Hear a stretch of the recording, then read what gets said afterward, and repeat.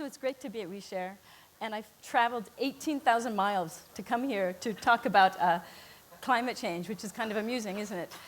So this last panel had some excellent work. It's not working. I want to start very depressing, and then I will get less depressing. So I'm just going to go straight into the depressing part, and then we will move out. So the World Bank produced a report that's about a year and a half old called 4 Degrees, Turn Down the Heat. And what is that? It's saying that by 2100, if every country does exactly what it was supposed to do, we will be 4 degrees global average climate change increase. And if you're like me, you say, okay, what does plus 4 degrees global average climate change actually mean? I have no idea. What is it going to be like to feel that? So I did some research, and I went and looked at when was the last time we were minus 4 degrees climate change. So the last time we were minus 4 degrees, where I'm standing today was under a couple kilometers of ice. So the difference between 35,000 years ago, minus 4 degrees, and today is several kilometers of ice, and we're going to go forward plus 4 degrees in 85 years. So just imagine what that will be feeling like. And to make it worse, when I was looking at this, at the source material, when we talk about global average climate change, of course it's hotter over the land, which is like, obviously, never even occurred to me. So the predictions that are over land, it'll be plus 6 degrees centigrade hotter. So if plus 4 was horrid, plus 6 is going to be worse. And even worse still, that we're supposed to be seeing this by 2060 under business as usual. If countries don't make the changes they're supposed to be making. So this is a really horrifying reality. We are always everyone's talking about climate change as if do it for your grandchildren. Forget your grandchildren. Are you planning to live 15 or 20 more years? This is about you right now.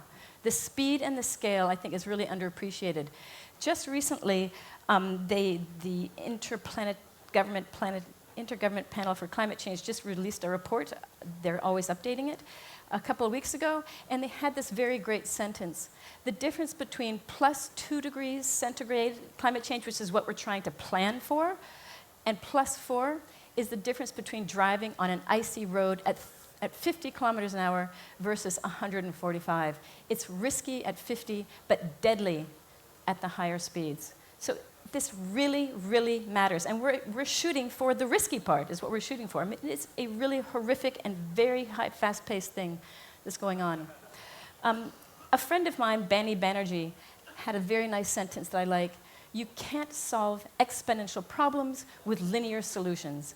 And we are constantly trying to do that. This is a problem. The pace and scale is phenomenal and really underappreciated. We have to get on with it. And so I want to tell you about a new organizational model called Peers Incorporated that I'll describe to you that for me is really my only point of optimism on how we're going to get out of this. So Peers Incorporated is people working on platforms, turning excess capacity into abundance. And Adam and the circular economy are talking a little bit about this. So there's 3 components: this excess capacity, the people, and the platforms. And you'll recognize this organizational structure. If you think about Facebook and eBay, Linux, YouTube, Skype, Wikipedia, these companies and efforts that we've been talking about over the last 10 years with just amazement, when I look at them, what do I see? I see that this is excess capacity and us working on platforms. Without us individuals, these companies are nothing. These ideas are nothing. It is our contribution that makes them sing. So just to pick out some of these, Skype. What is an amazing thing? They built a telecommunications company, which is incredibly expensive and hard to do, based on my laptop, my data connection, my built-in video camera. And they built a telecommunications company. So looking at this model, it has some really amazing attributes. And just one last piece. If I think about excess capacity, what I want to describe excess capacity is something that already exists, that's already been paid for, and there's more value to get out of it. If we look at the industrial economy, why did we ever invent companies? Why do we have governments?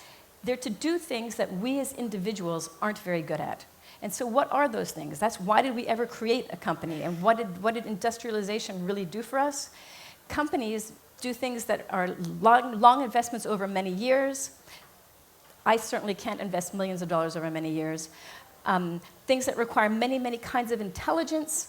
I only have one kind of intelligence, so if it's going to require a lot of intelligence integrated, I can't do that. Applying standards and consistency, I, Robin Chase, can't create any standard because I'm just one person. You don't care what I think. It takes a bigger entity with bigger push to create standards and consistency. And so this is why we have industry. On the flip side, individuals are incredibly good at things that during the Industrial Revolution and the last 150 years, companies have done, but they hate doing. And what would that be? That would be localization, customization, and specialization. These are things that we as individuals are really, really good at, and companies hate doing because it's expensive and annoying. If you think of what industrialization meant, it meant standardizing things, building one thing the same every time. But we individuals can do this localization, customization, specialization, and tap into our social networks because that's what we do. That's what we as individuals like to do. These things are complementary. It's fabulous. And it's this complementarity that we can now tap into thanks to the internet that makes finding specific things much, much easier. So it's this combination that I'm calling Peers Incorporated, this new organizational structure that is now unlocked, and it's very compelling, and we will see more and more of it. It's happening in every sector of the economy around the world because of its attributes. So the incorporated side, which can be governments and companies and universities, they are building a platform for participation, only doing the stuff that they do best. Meanwhile, the peers, individuals and small local companies, are providing what they do best, which is the diversity of offering. So this, making it simpler, I boil it down to this, and it's swimming in a sea of excess capacity. When we think about this organizational structure, there's a complementarity and symbiotic between the two sides. If one side tries to take too much, the other side won't want to play. So it's really a collaboration in a very strong way. The incorporated side, because it's a platform, the sheer platformness gives you economies of scale and high growth. If you get a platform right, it's very, very hard. That's what you get. And peers, because your peers deliver diversity, and when you have diversity, you get innovation, resilience, and redundancy. I see this business model as the business model for our times. In a very high pace of change and rapidly evolving world, this is the kind of platform that you need to do innovation, experimentation, adaptation, and moving quickly. The sharing economy is a subset for me of the Peers Inc. opportunity. It's very resource efficient, as Adam pointed out. It's highly scalable. It's the front edge of our transition to the new economy. And it exercises our community muscle. And this is a piece that I think the sharing economy in particular can be doing. When we think about the horrific pace of change that's happening ahead and the disasters that Adam was pointing out, it is community that is the line of first defense, and it's community that's going to pull us through. You have to have this community around you. So I just want to do 3 amazing things to counteract the horror of before. The Peers Incorporated business model can change the laws of physics. If we think about Airbnb, in its 4th year of operations, had built as many rooms as the largest hotel chain in the world, the Intercontinental Hotel chain. 650,000 rooms is what was available to rent on Airbnb in year 4. The Intercontinental, that had been around for 65 years, it had taken them 65 years to build these hotels. If in 2000 I had said to you, I want to build the biggest hotel in the world, I want to compete with Intercontinental Hotel Group, every single one of us would have said, good luck. Yeah, you're going to have to go find the land, you're going to have to build the hotel, you're going to have to get the architect, you're going to have to get the financing, you're going to have to hire the staff, you're going to have to put furniture in it, you're going to have to make every single one of those succeed in order to do it quickly, and you cannot do it. Every one of us would have said, physics dictates a certain pace of growth.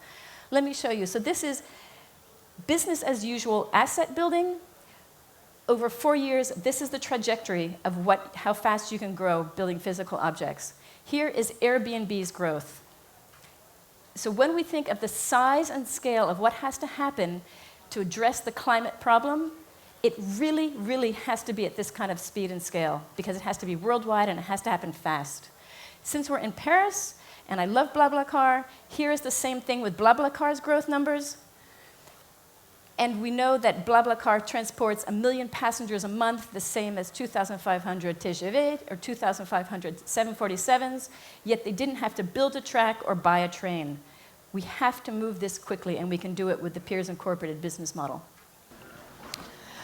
This is a clip from Apollo 13. Situation brewing with the carbon dioxide. We had a CO2 filter problem on the lunar module, 5 filters on a limb. which were meant for 2 guys for a day and a half. So I told the doc, You're already up to 8 on the gauges. Anything over 15 and you get impaired judgment, blackouts, the beginnings of brain asphyxia. It just isn't a contingency we've remotely looked at. Those CO2 levels are going to be getting toxic. Well, I suggest you gentlemen invent a way to put a square peg in a round hole. Rapidly. Okay, people, listen up. People upstairs handed us this one, and we gotta come through. We gotta find a way to make this fit into the hole for this, using nothing but that. Let's get it organized. Okay, let's build a filter. Better get some coffee going. So when I think about the situation we're living in today, governments and people keep thinking we're going to have some technology fix, it's going to be great, we're going to introduce and discover some new kind of fuel, and we're going to build the power plants. If you start with that today, it's going to be 30 years before you start feeling the CO2 benefits. We don't have that kind of time. We have to start fixing it right now with the stuff we have right now. Another thing, Piers Incorporated can change the pace of learning beyond what is humanly possible. If we think about how quickly we can learn, we know that companies, we always thought that I as an individual can learn at a certain pace, and a company can learn a little bit faster because they have lots of people. I want to give you an example of Duolingo. Have you guys heard of Duolingo? Duolingo is 20 months old, and they are teaching people how to speak a second language for free. And on the back of that, the excess capacity of that language learning is translating right now CNN and BuzzFeed into Spanish and French, and that's their revenue model. So the language learning is for free, the translation services is how they make their revenue on the back. So let me just tell you about Duolingo. Language learning. The standard for language learning is what can you learn in one semester at university. It takes 120 hours to do 1 semester of French or English online, on college. The Rosetta Stone was, until now, the world standard for the best way to learn a language. So if you were a consultant or a diplomat or a businessman, you would go buy the Rosetta Stone tapes. They've been around for 20 years, and they would say, hey, you know what, can you slide that a little bit over? They would say, can you slide that slide? Well, anyway, it's 54 hours of learning with the Rosetta Stone that gives you 120 hours of semester level language acquisition. So Rosetta Stone, we're so great. We can do it in 54 hours. Duolingo, you guys are missing it here. Duolingo, in 20 months, will now give you a semester's level of college language in 34 hours. So they've gone from 120 hours of learning to 34 hours with their online methods. And why is that? So with this, when I'm a university professor, I teach my students, I have my 40 students, I have my 1 semester, I learn how I'm a good teacher or a bad teacher, and I have my experience with my 40 students. In my entire career, maybe I will have 60 chances to improve, and I'll see a couple thousand students. With Duolingo, they now have 10 million people learning languages on Duolingo. They're teaching more people how to speak than all the children in the US public school systems right now. He was telling me, the founder CEO, that he can conduct 100 experiments being used by 100,000 people, and in 48 hours, he can tell you definitively which is the better way to teach a language. So if we think of the Peers Incorporated method, we have a platform that can see how its process and systems are used and make those improvements, as well as understand best practices with hundreds of thousands and millions of people, get those best practices and push them out to everyone. So we now have this double learning method so we can learn very, very quickly. I don't have time, I'm going to pass this, but if Google Trends of Rosetta Stone versus Duolingo, I'm not passing it. Look at how quickly Duolingo took over from Rosetta Stone in the 20 months. And for an entrepreneur and startups, this is the type of trend that gives you amazing hope. So the third thing that the Peers Incorporated business model do is it combines computing power with the best of pattern recognition. So we always think about, we know that human brains have not been matched by computers yet, and that we think of supercomputers and how they can do these amazing calculations at amazing pace. With the Peers Incorporated business model, we can have both of those things working simultaneously, the best of what people have to offer and the best of computing power. So we can do things really quickly if we start doing it. So just to end, let me just go back. It's missing the third thing. So the three things I think we need to be focused on around the world, and the third one is not showing up here, is number one, we need to exploit excess capacity, not only physical assets, but networks, interests, things that are used at different times of day. Think about excess capacity in a very, very broad way. It's a great place for innovation, and it's a place we need to focus. Two, we need to build and exercise this community muscle so that we are, so we have community muscle memory and a community muscle reflex when bad things happen. And the third that's not showing up there is we need to focus on platforms for participation, because those are the only things that have a chance of scaling and meeting our needs. So if you have a good idea, make sure you put it onto a platform and go work on other platforms that are already scaled. So my friend Tim DeChristopher, who was the first person who was arrested in the United States for civil disobedience around climate change, he had this wonderful sentence: "We are on track for such rapid and intense change, we might as well steer towards the world we want to see." And for me, the world we want to see is a sustainable new economy, and the sharing community is a significant piece of that and a front runner. Thank you.